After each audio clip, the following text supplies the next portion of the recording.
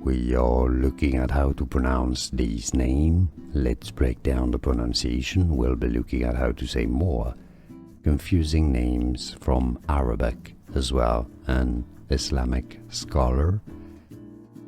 Rumi is how it's said, or Rumi. Rumi.